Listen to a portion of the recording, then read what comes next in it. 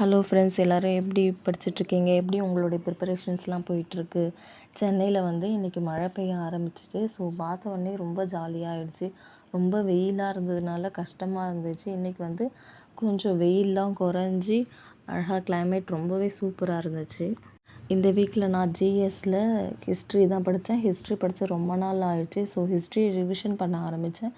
Revision பண்ணும்போதே நான் வந்து ஏற்கனவே நோட்ஸ் எடுத்தது வந்து ஒரு டைரியில் வந்து எழுதி வச்சுருக்கேன். அப்புறம் இன்னொரு டைரியில் ஒரு டைரியில் எழுதுனது இன்னொரு டைரியிலையும் எழுதி வச்சுருக்கேன். இப்போ சிந்து சமவெளி, டெல்லி சுல்தான், குப்தர்கள்னு எழுதியிருக்கேன் ஒரு டைரியில். இன்னொரு டைரியிலையும் வந்து அதில் இன்னும் கொஞ்சம் டாப்பிக்லாம் விட்டுட்டு எழுதியிருக்கேன். ஸோ இதுலேயுமே என்கிட்ட ஹிஸ்ட்ரிக்கு வந்து சிந்து சமவெளி, குப்தர்கள், டெல்லி சுல்தான்கள், முகலாயர்கள், மராத்தியர்கள் அப்படின்னு சொல்லிட்டு கண்டினியூஸாக இல்லை.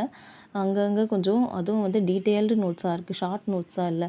அது எல்லாத்தையுமே நான் கண்டினியூஸாக ஒரு ஷார்ட் நோட்டாக எடுத்துக்கலாம்னு சொல்லிட்டு ஷார்ட் நோட் எடுத்துகிட்டு இருந்தேன். அப்புறம் வந்து கொஷின் பேப்பர்ஸ்லாம் பார்த்து ப்ரீவியஸ் இயர் கொஷின் பேப்பரை ரெஃபர் பண்ணி ஷார்ட் நோட்டாக எடுத்து வச்சுருக்கேன்.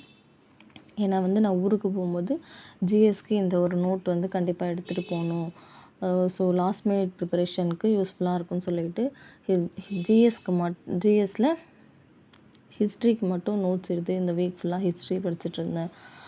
பகுதி ஈயில் சிலபஸ் வைஸ் படிக்க ஆரம்பிச்சிருக்கேன். தமிழ் அறிஞர்களும் தமிழ் தொண்டும் இருக்கு இல்லையா, அது இந்த வீக் வந்து படிக்க ஆரம்பித்தேன். இந்த சண்டேவோடைய அந்த பகுதி ஈயும் முடிச்சிருவேன். அப்புறம் வந்து எடுத்துக்கிட்டிங்கன்னா இலக்கணம் தான். இலக்கணம் வந்து நம்ம ப்ரீவியஸ் கொஷின் பேப்பர்ஸ் நிறையா வந்து பார்த்தாலே போதும். அதுவும் இல்லாமல் கொஞ்சம் எக்ஸ்ட்ரா டாப்பிக்லாம் இருக்கும் இலக்கணத்துக்குள்ளேயே.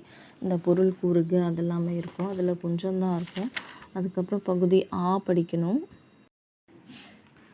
நெக்ஸ்ட் வீக்கில் பகுதி முடிச்சிடலான்னு சொல்லி பிளான் போட்டு வச்சுருக்கேன். அதுக்கப்புறமா மேக்ஸ் வந்து இந்த கொஷின் பேங்க் வச்சுருந்தேன் இல்லையா, 15 கொஷின் பேங்க் நான் வாங்கியிருந்தேன்ல மேக்ஸ் வந்து அதை போட்டு பார்த்துட்ருந்தேன்.